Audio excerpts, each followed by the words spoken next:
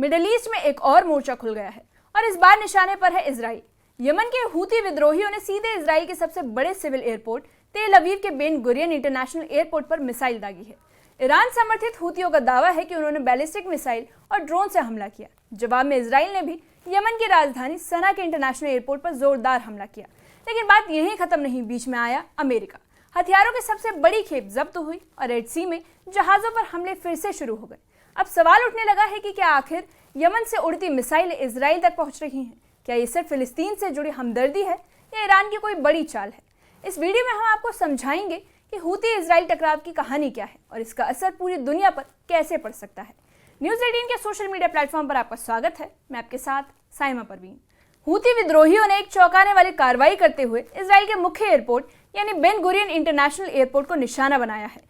उनका दावा है कि उन्होंने जुल्फिकार बैलिस्टिक मिसाइल और एक ड्रोन से हमला किया। यह हमला यमन से करीब 2000 किलोमीटर दूर इजराइल तक किया गया, जो बताता है कि हूतियों के पास अब लंबी दूरी की मारक क्षमता है।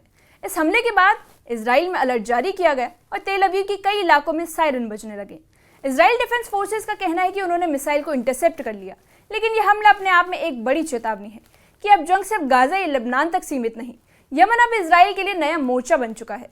हूती विद्रोही खुद को फिलिस्तीन के लिए लड़ने वाला बताते हैं। उन्होंने कहा कि जब तक गाजा पर हमला होता रहेगा वो इजराइल को निशाना बनाते रहेंगे। इस बयान के बाद से उन्होंने रेड सी, गल्फ एडन और जब इजराइल की मिसाइलें दागी तो हूतियों का दावा ये था कि उन्होंने यह हमला फिलिस्तीनियों के साथ एकजुटता दिखाने के लिए किया। लेकिन असल सवाल ये है कि यमन जैसा कमजोर और युद्धग्रस्त देश इतने आधुनिक मिसाइल कहाँ से लाता है? और जवाब है ईरान। ईरान लंबे समय से हूतियों को समर्थन देता आ रहा है और वो अब मध्य पूर्व में एक नया प्रॉक्सी वॉर छेड़ रहा है। यानी हमदर्दी के नाम पर असल मकसद है इजराइल पर राजनीतिक दबाव बनाना। जवाब में इजराइल ने यमन की राजधानी सना के अंतर्राष्ट्रीय एयरपोर्ट को पूरी तरह तबाह कर दिया। इजरायली सेना का दावा है कि हूती विद्रोही इसी एयरपोर्ट से हथियार और ऑपरेटिव्स को भेजते हैं, इसलिए उन्होंने इसे सैन्य ठिकाना मानते हुए हमला किया। इजराइल ने सिर्फ एयरपोर्ट ही नहीं बल्कि पावर स्टेशन और सीमेंट फैक्ट्री को भी निशाना बनाया, जिनका उपयोग टनल और मिलिट्री इंफ्रास्ट्रक्चर के लिए किया जा रहा था। ये स्ट्राइक हूतियों के लिए एक बड़ा झटका है।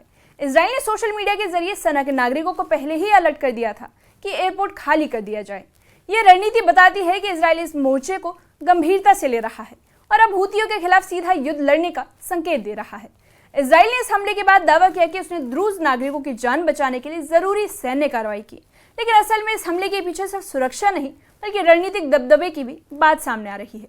इजरायली सेना ने कहा कि अगर सीरियाई सेना या ईरान समर्थित मिलिशिया ने द्रूज बहुल इलाकों में घुसपैठ किया तो वो एक बड़ा एक्शन ले सकते हैं। यही नहीं, इजराइल ने यह भी कहा कि ऑपरेशन सीमित है, लेकिन फिर भी दमिश्क जैसे शहर तब तक मिसाइलें दागते रहेंगे जब तक वो पीछे नहीं हट जाते। सीरिया के विदेश मंत्रालय ने इसे अंतर्राष्ट्रीय कानून का उल्लंघन बताया और कहा कि यह हमला सीधे सॉवरेनिटी पर एक वार है। यानी अब मामला सिर्फ सीमा तक नहीं बल्कि कूटनीतिक के गलियारों तक पहुंच गया है। सीरिया ने इजराइल पर सीधा आरोप लगाया है कि वो द्रूज समुदाय की आड़ में अपनी पुरानी दुश्मनी निकाल रहा है। सीरिया का कहना है कि दमिश्क और दक्षिणी प्रांतों में इजरायली हमले बेवजह और गैर कानूनी हैं। अब खास बात यह है कि सीरिया ने रूस और ईरान से मदद मांगी है। ये दोनों देश पहले से ही सीरिया में सक्रिय हैं और इजराइल के खिलाफ कड़ा रुख अपनाते हैं। सीरियाई राष्ट्रपति बशर अल असद ने कहा कि अगर जरूरत पड़ी तो वो सीधा सैन्य जवाब देंगे। अब ये बयान बता रहा है कि हालात तेजी से गंभीर हो रहे हैं। ये सिर्फ इजराइल और सीरिया की लड़ाई नहीं बल्कि इसमें वैश्विक ताकतें भी खिंचती नजर आ रही है। यानी एक छोटा सा सीमावर्ती संघर्ष अब बड़े युद्ध का रूप ले सकता है। द्रूज एक धार्मिक और सांस्कृतिक रूप से अलग समुदाय है जो मुख्य रूप से इजराइल, सीरिया और लेबनान में फैला है। इजराइल में द्रूजों को सरकारी मान्यता मिली हुई है। कई द्रूज नागरिक सेना में भी सेवाएं देते हैं। वहीं सीरिया के दक्षिण इलाके खासकर सोइदा प्रांत द्रूज बहुल माने जाते हैं। ये समुदाय हमेशा से ही अपनी अलग पहचान के लिए संघर्ष करता रहा है। इस बार जब सीरिया में द्रूजों पर हमले शुरू हुए तो इजराइल के अंदर मौजूद द्रूज समुदाय में गुस्सा फूट पड़ा। जैसे ही इजरायली फाइटर जेट्स ने सीरियाई इलाकों में बमबारी की, चारों ओर अफरा तफरी मच गई। खासकर सोइदा और दमिश्क के बीच गांव में भारी नुकसान हुआ।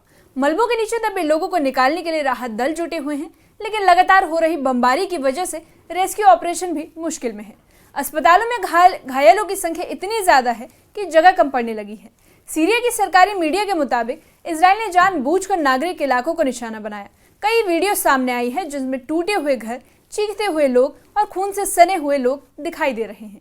जैसे ही इजराइल ने सीरिया में हमला किया, अमेरिका और यूरोपीय देशों की नजरें इस पूरे घटनाक्रम पर टिक गई।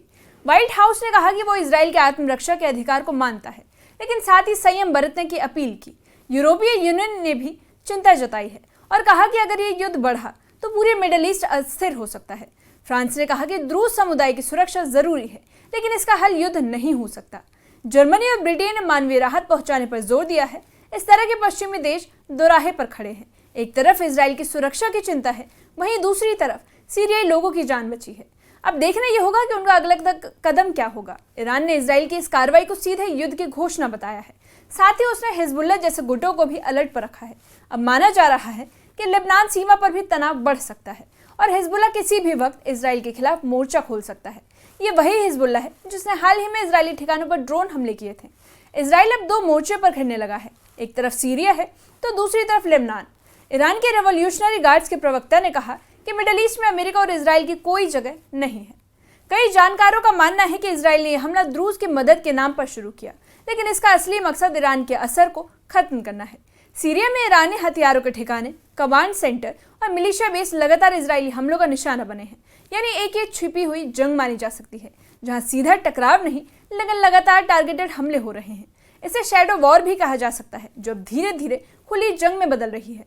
इजराइल चाहता है कि सीरिया में ईरान की जड़ें काट दी जाए और द्रूज समुदाय की आड़ में वो यही कर रहा है। लेकिन अब सवाल है कि क्या यह रणनीति वाकई लंबे समय तक टिक पाएगी। Human rights watch and amnesty international जैसे संगठनों ने इजरायली हमले पर गंभीर चिंता जताई है।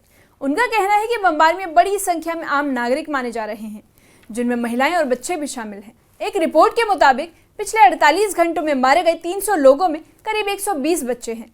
संगठनों ने इसे अंतर्राष्ट्रीय मानवाधिकार कानून का उल्लंघन बताया है। साथ ही संयुक्त राष्ट्र से हस्तक्षेप करने की मांग की है। सीरिया में पहले ही युद्ध से प्रभावित लोग हैं और अब इस नए संघर्ष ने उनकी जिंदगी को और भी तबाह कर दिया है। अब सवाल ये उठने लगा है कि क्या कोई देश युद्ध के नाम पर इंसानियत को यूं कुचल सकता है। अब आपको बता दें कि इस युद्ध का एक और पहलू है और वो है सोशल मीडिया वॉर, जहां एक तरफ इजरायली मीडिया द्रूज समुदाय की रक्षा का नैरेटिव चला रही है, वहीं सीरिया के एक्टिविस्ट इसे फेक प्रोपेगेंडा बता रहे हैं। सोशल मीडिया पर दोनों पक्षों के वीडियो, हैशटैग्स और बयान वायरल हो रहे हैं। इजराइल और सीरिया के बीच युद्ध कोई नई बात नहीं। 1967 की 6 दिवसीय जंग हो या 1973 की यौम किप्पुर वॉर, दोनों देशों के बीच संघर्ष का लंबा इतिहास रहा है। लेकिन इस बार हालात अलग हैं। अब टेक्नोलॉजी, सोशल मीडिया और वैश्विक कूटनीति सब कुछ इस युद्ध को नई दिशा दे रहे हैं। अब सवाल ये उठ रहा है कि क्या ये लड़ाई और बढ़ेगी? क्या द्रूज समुदाय की सुरक्षा की आड़ में इजराइल अपनी रणनीतिक बढ़त हासिल कर रहा है, या सीरिया, ईरान और उनके सहयोगी देश अब खुलकर मोर्चा खोल सकेंगे? आने वाले दिन अहम होने वाले हैं। इस पूरे टकराव का असर न सिर्फ इजराइल और सीरिया पर पड़ेगा, बल्कि पूरी दुनिया इसकी तपिश महसूस कर सकेगी। आपको क्या लगता है, क्या ये सिर्फ एक सीमित संघर्ष है या एक नई वर्ल्ड क्राइसिस की शुरुआत? इस मामले पर आप क्या सोचते हैं? कमेंट सेक्शन में कमेंट करके बताइए।